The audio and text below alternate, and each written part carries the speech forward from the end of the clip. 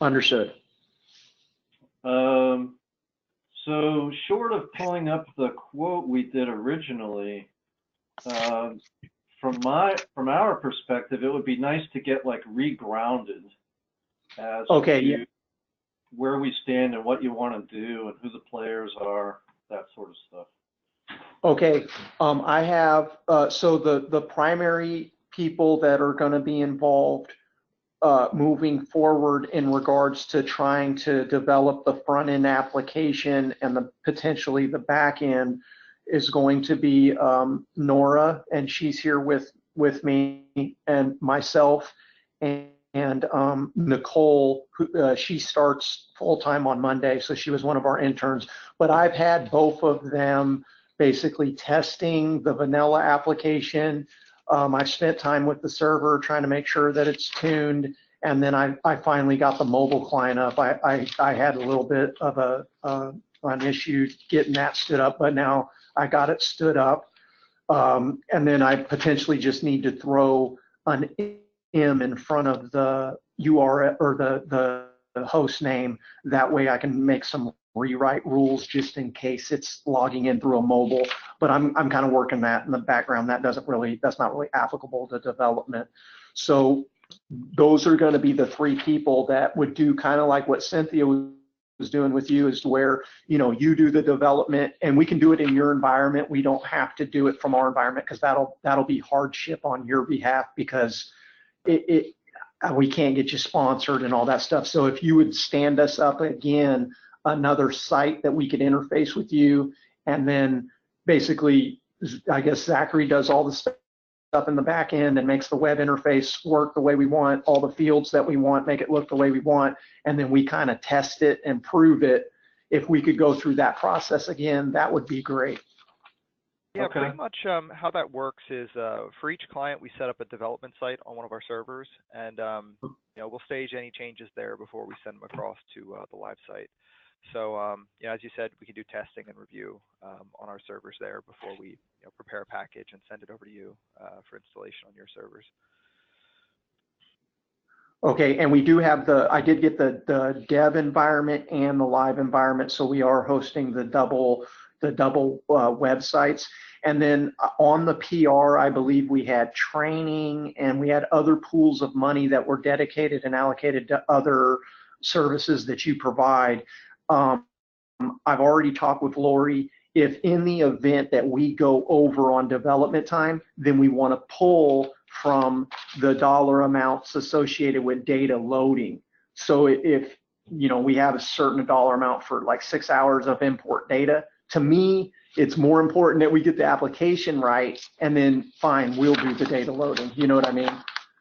Okay. So can you see my screen? Can you all see my screen? Yes, sir. Need a little bit bigger. So the gray part on the screen is kind of what I foresee as, what we have kind of left to spend. And I don't know if you want to, this was Cynthia's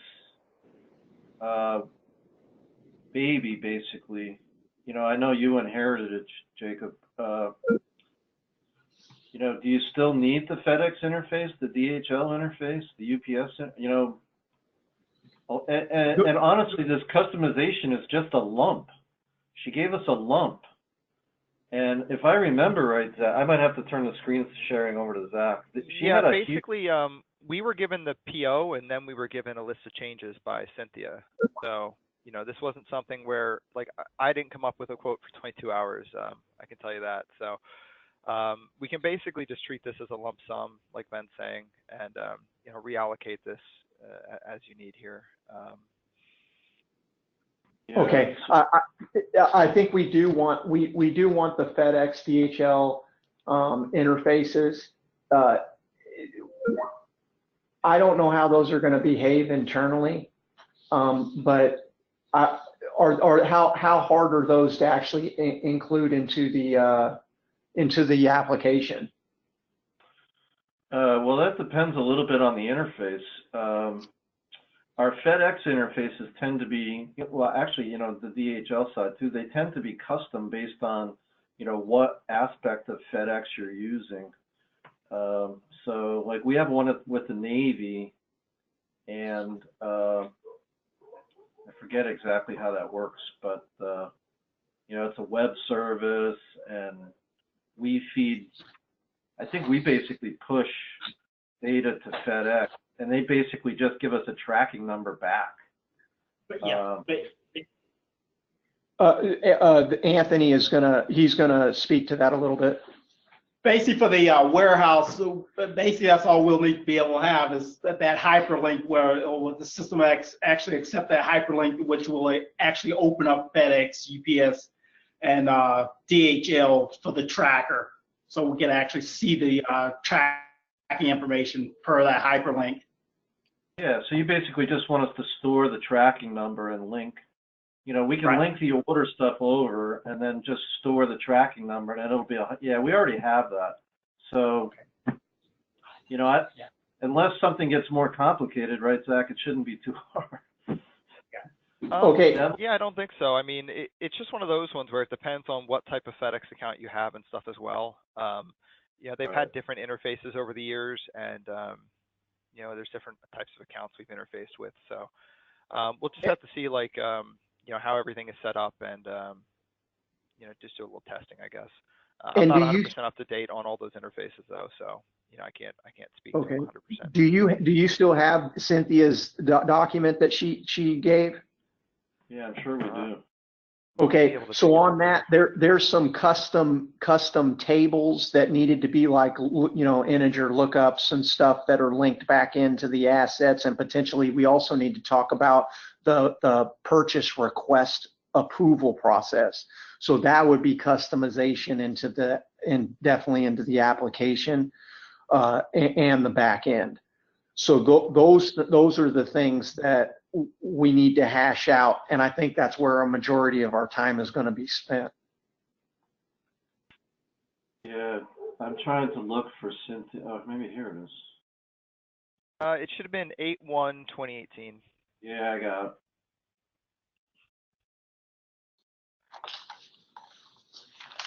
So we should go over this, maybe not on this call, but Yeah, it doesn't have to be on this call. The one thing I would like to cover as soon as you're done showing me, I just want to share one little slide with you just to show you the approval process. And basically, the way I have it set up in SharePoint, and I know obviously we're comparing apples to oranges, but the back end on SharePoint is actually SDE as well, is that we need to create a program list. And that program list also will include links out back to the managers that are potentially added into the application as a user. And then those would be able to be stored inside of the column associated with either the manager that's going to approve it, and then the finance manager that's going to approve it, and also potentially the logistics department that's going to receive it. So if we have those three columns, we should be able to navigate the waters of the approval process for a specific purchase. And then on top of that, I know Cynthia had mentioned that with that approval process, when we're building out a PR, that the repeater items have a need to basically automatically create the items within the assets, and then the tags be associated back to the items as we're receiving them. I made you the presenter. Do you want to show us? Oh, okay, sorry. That's okay. Okay, so let me know when you can see. Yeah. Yep.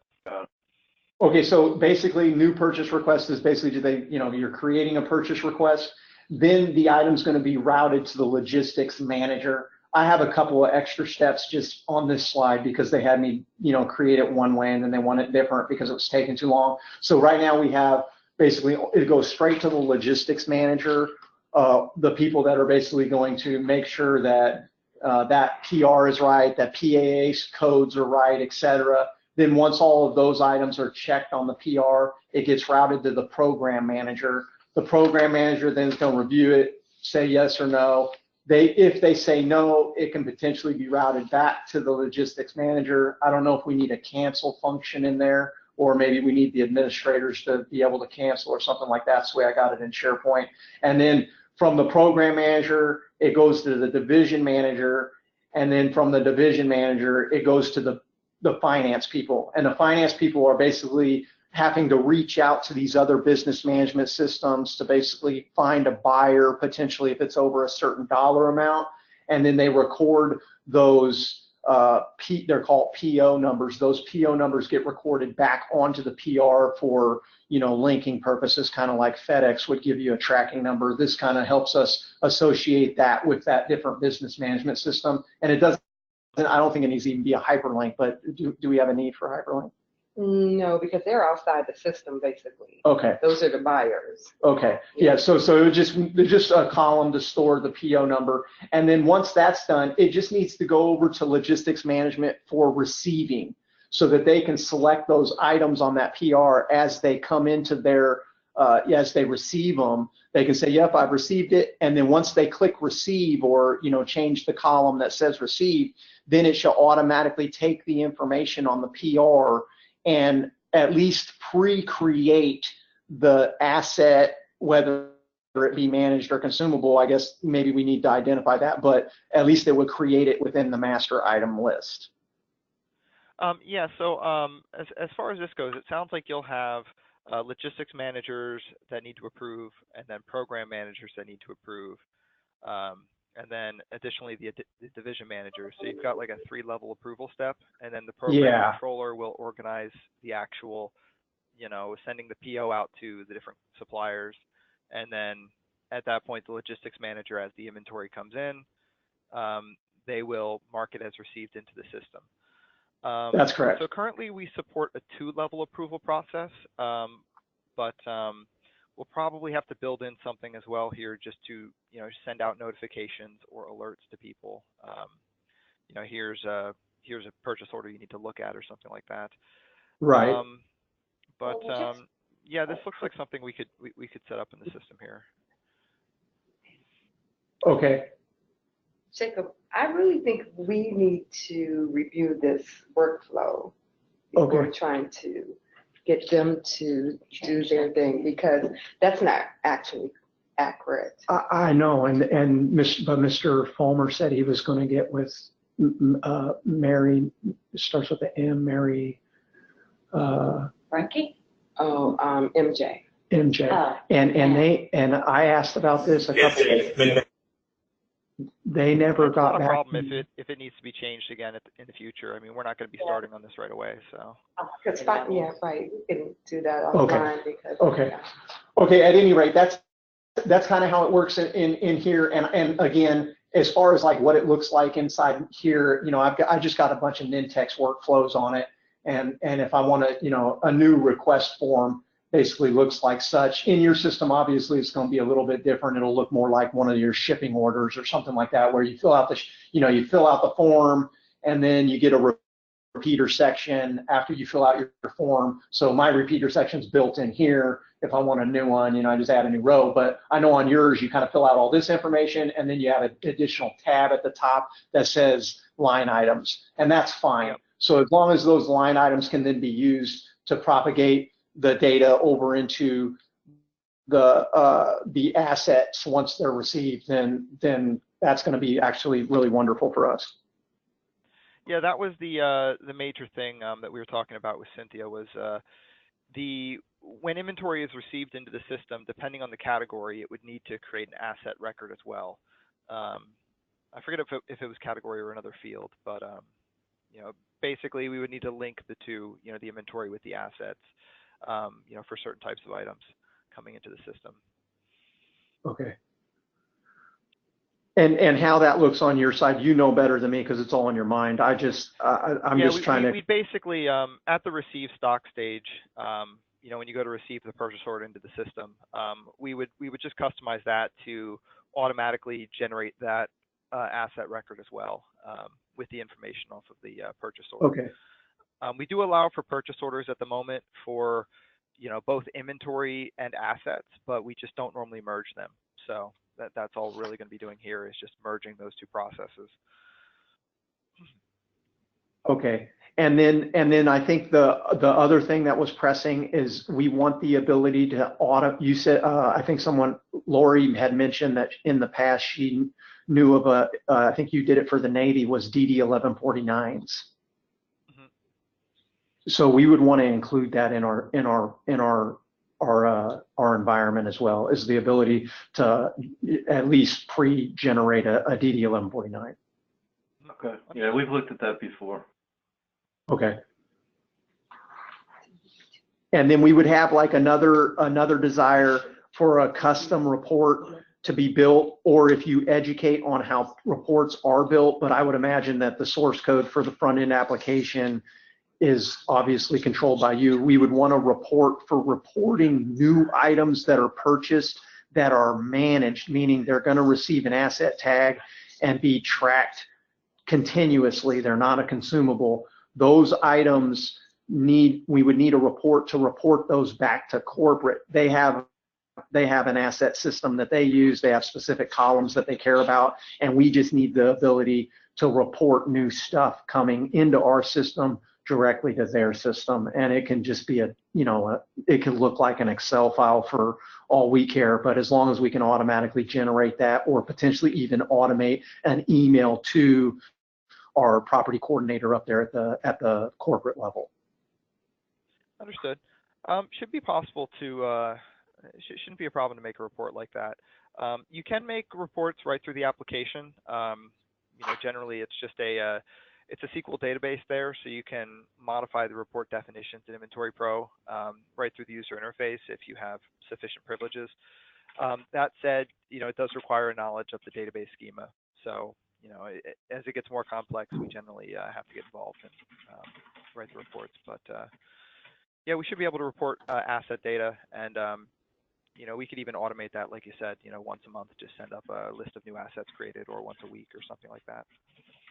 Okay, and then in regards for Zachary, if it's helpful to you when we get into the development process, we've already set up a SharePoint site where we can add tasks. So if you have tasks that you need us to perform, we can log that in here. I could get you sponsored and get you a token so that you could portal in through our site so that you could come here and actually participate in this. And then we've just built out some discussion lists for things that we need to communicate about on here. And then we just stored all of the documents and stuff that you guys give us on this site. So if you're interested in that, I can get you sponsored. If not, you can surely just send me an email with whatever tasks that you need me to delegate or actually perform myself. Okay. That way we can keep on track with you and your development rate. Not a problem. And additionally, I saw you have some internal errors there for like import and export. Yeah. Just a heads up, if you're having any problems like that, generally just shoot us an email, because I think that's just a permission issue in most cases. So. Yeah, this is with me as the admin. So yeah. I'm so basically I do generally suggest to you guys if you run into problems like that, because we've seen them dozens of times with other clients when things okay. up. So. And it might be because we're doing it on the training site and we've already made modifications, and obviously there's the keynote on everything that says, hey, if you don't know what you're doing, don't change this. But since it's our training site, we just say, well, we'll just break this and see what happens. So yeah, Cynthia did a bit of that when she was using our test site last year. Just changed everything, and then whoops, got to go back and reset it. Yeah, she told me about a couple of interactions with you where you told her, yeah, you're customizing too much. Yeah, so she reappropriated a bunch of standard, or specialty fields, and I had to put in new protections after that. Okay, but we have been looking at the queries in there and trying to educate ourselves on what we can and cannot do without you, obviously. But now I think we're at the point where we've defined our schema for the additional tables that would be required that we need to manage, like PAA codes and programs and all that stuff. So we're ready to communicate to you about that. And then we've also got a good idea of everything that we've touched in Cynthia's document that we're going to communicate to you. That'll be either through Nicole Nora or myself, and then obviously Miss Gale intervened there and said that we need to redefine the approval process there for our purchase request, and she'll correct me on that, and then I'll bring you her expectations. Not a problem. Okay, and then Ben, in regards to the funding again, is that a possibility that, like, let's say we start going over on development time, can we reappropriate the dollar amounts for data loading, or you guys flying out here and then direct those over to development? Absolutely. We don't care how you spend the funds. Okay. Okay. Yeah. And clearly, and I'll have to obviously, tell Lori or John, and John who's online with us, I'll have to tell them that that's what's occurring. And then I guess, in regards to training, I feel like the most important people that need to be trained are going to be the people that are working with Zach on development, because if we're trained correctly, then we should be able to go down to our logistics teams at that point and train them in their responsibilities within the application. But those will be our system administrators from an application standpoint, is Nora and Nicole and myself. Yeah, we usually, I mean, you're kind of describing exactly what we like. We like train the trainer concept. So we like to have, and usually I'm going to imagine that you're going to be our key contact for changes. We want a single point of focus. We don't want everybody calling us. Understood. That causes confusion. Yeah, it's like, oh, well, we changed this for Joe, and then Frank says, what the heck did you do that for? So, we'll look for direction from you, and we completely agree that, when this is going, you'll be the perfect trainer, because you know your process better than we do. So. Okay. Yeah. And I think the only thing that we really, I think we need to perfect on at least one of us is the actual creating of permission groups, unless you have like a bag full of permission groups that we can import into the system and then we can pick and choose accordingly. That's fine. But otherwise, I think that can get pretty hectic there and take a lot of time. Yeah, generally permissions is something that, I'll be honest, some of them don't make sense in terms of like the naming scheme. Just because the system has been around for 20 years, sometimes the terminology is a little outdated. But generally, that's something we can help you set up initially. Our base system, we have a few different groups in there that are kind of cookie cutter. So I can always reset those on our test site on our servers for you, and we can work through those a bit and see how we'd like to carry things over or set them up. But we do allow for very fine-grained control there of specific actions. So most likely here you'll want to set up certain people in like an approvers group, and then certain people in like an inventory management group, and so on and so forth. Okay. And then my other question to you is that I'm working with the mobile site now. I'm able to use that on my phone there. And any changes that we make to the primary application, is that also going to require additional development efforts on the mobile side, or does it just carry over? If you want a specific feature brought over, we'd have to do it in both, and that does kind of ramp up the development time there a bit. Generally we treat mobile as like a secondary application in most cases, or it's primarily just for warehouse operations. So as long as we keep that in mind, we can probably keep it fairly reasonable, but it will increase development time since they do run on separate frameworks. Okay, and then we've ordered. We have, I think, I've ordered. Ms. Gale put in my order for a Dell Surface Pro equivalent, so we'll be receiving those shortly. So hopefully, by the time we receive those, we'll be ready to start proving the camera functions and all that other stuff. And then in regards to printers, is there a specific model that you've already developed on? Because sometimes it's just, quite frankly, cheaper to buy the printer than to ask for customization for other drivers and things. Is there a recommendation there? We actually, really. we don't run any we don't run any specific driver. We generally just generate a PDF file and we allow you to print it directly to the machine. So, you know, we use Zebras most of the time. Ben might be able to elaborate a bit more, but, you know, generally we just generate PDF files and you can print those to pretty much any machine as long as you have the right size barcode stock. Yeah. And then are we able to customize the PDF to meet the label size? Yep. Yes, and that's we all. do have some standard sizes by default, and you know, we can make custom sizes for whatever, you know, label stock you choose, or if you want. Well, I guess my question is that something that I can do, you can train me to do, or is that something that we depend upon you to do? That is, the label stuff is unfortunately, you know, completely custom. We have to specially develop a DLL file and install it on the server to get that to work. Got it. So we need to define that in advance. Okay. Okay, so we'll make sure we do that. We'll figure out which labels we want to use, and I guess communicate about potentially either a Zebra printer or something to that effect. Okay, and then John, do you have anything? Mr. No, not right now.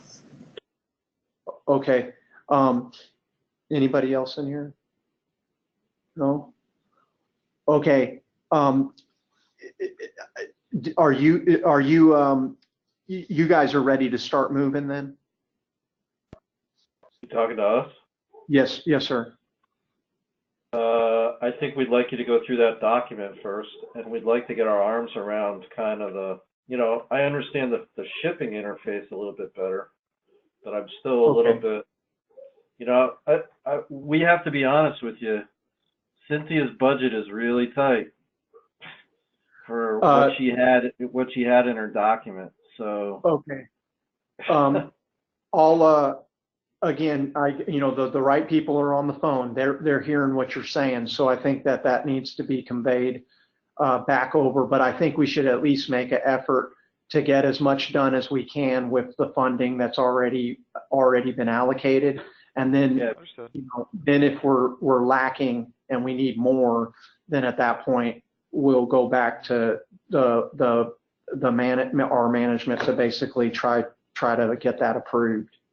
Yeah, I think just from our perspective, it would be really cool to, like Zach said originally, Cynthia kind of appropriated, or I don't know, maybe she knew what number she had to fit in, so she just stuck, you know, the 22 hours in there, plus these interfaces and some training. And then she went and did her document, and it was, you know, we didn't get a chance to estimate against the document. Yeah, the document being 27 pages long is a bit much. Yeah, there. you know, it's a little terrifying. What we probably need to get moving here, you know, just to get the ball rolling is, you know, just a list of all these different requests in terms of like labels that you might be needing, you know, just a documentation of, you know, the assets you need, the when you receive stock, it needs to go over onto the asset screen and stuff like that. If we could get a breakdown of it and just kind of see the top level changes that, you know, your priorities, we can come up with a quote for that. We can start moving on the project there, and just see where it goes from there. See, you know, how far we can get with what the budget is that we have. Okay, and Miss Gale's in here, so Miss Gale has our division manager's ear, obviously. So she's hearing what you're saying, and I think that obviously Cynthia's not here, and obviously she was brilliant in what she does, but she's gone. So rather than postpone things any longer, I think we just need to basically try to make some effort to get this thing operating in the capacity that we desire it to. And then when we're lacking and we haven't completed something, then at that point, we just need to ask for more. That's good. But you know, just from our perspective, it would be nice for us to be able to give you, you know, some sort of rough estimate as to what we think we're looking at. So okay, that's fine. We don't want to surprise you. You know, Right. I don't think we will. You know, we might be close with the hours we have. You know, if we're going to take, you know, there's like Take from the other pools. there's like 20 extra hours, and if the shipping interfaces are relatively simple, you know, we'll convert those into hours, and you know, treat it like a lump sum. And Okay. you know, so now we've got like 60 hours instead of 22. You know, can we Okay. make it work? And then, you know, when you give us your document with your priorities, we'll go through and put hours on them, and you know, hopefully, it won't be perfect, but at least it'll give everybody a better sense of where we stand. So that would make us feel a lot more comfortable. Okay.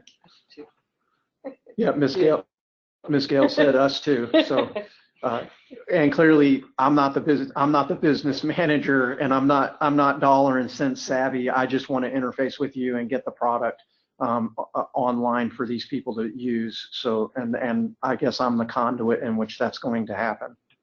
Yeah, perfect. Okay. Okay, and so in this meeting, is there anything else you want me to give to you, or do you want me to just start forwarding you what we've done schema-wise, things like that? Yeah, I would, if you can summarize that all in the document that Cynthia, you know, go yes, back and Nora's broke out. Yeah. Nora's broke out on an Excel spreadsheet. She basically made a list of all the tables and things, Okay. even some of the schema from iPoll. It might not be named Apple for Apple because of the back end and the front end difference, but at least she has on there the things we're lacking and the fact that they might need to tie in as a lookup column to something else.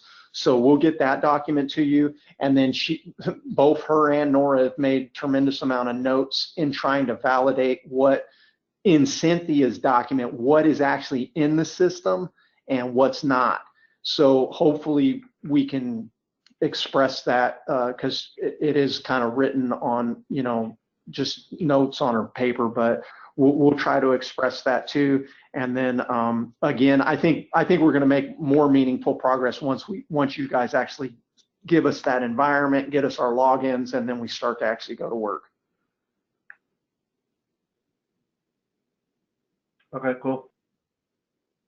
Okay. Yeah. And you did give me Cynthia's changes, but quite frankly, I don't know how to restore that into our database and allow the web application to actually even read it. Yeah, it's a disaster. You know, Okay. She went and changed things that she's not really supposed to change. I do okay. have a copy of it still loaded up on our server. I can send you the link to it if you'd like to look at it. As far as swapping those changes in, it is possible, but you know, at this point, we might be better off to just reapply them. Not really sure. I would rather build with you being the builder. You know what I'm saying? Like their one point of building. That way, when we get the web application, it just works. And we don't necessarily have to peek under the hood in SQL. Not that we shouldn't be able to do that, but that's not a necessity. I would rather the administrators all the way down to the laborers be able to use the application without having to rely on me or somebody else to go into SQL. No problem. Okay. Okay. Let me compile. I'll compile the information that we have. Do you have anything, Nora? No. Okay. I'll compile all the information that we have. Monday, Nicole comes in, and I'll get any information that's lacking from her. From an IT standpoint, we're good. I've got it hosted in the cloud, and it's functioning and behaving, and everybody can hit it as long as they have a login, they can get in. So we're good on that end. And I'll send you an email, and then I'll just give you everything. And then you guys, when you guys are ready to move forward, then just let me know, and I'll do my best to just be as obedient as possible to what you're saying. No worries. Because obviously you're the head, and I think that we just need to express what we want, and then test and prove it, and then get the bugs out, and then get the final product done. That's good. And I guess you'll give us an estimate back after I give you that other information, correct? Yeah. Okay. Yeah, we'll draw up That's our- we'll draw up a document and we'll send it back across with estimates for different parts of the project. Okay. Okay, and other than that, I appreciate your time. If you don't have anything else for us, we look forward to moving this thing forward. Great. Sounds Yeah, I good. think we're good for today. Thanks, guys. Okay. All right. See you. Okay, thank you. Have a good day. Have a good one.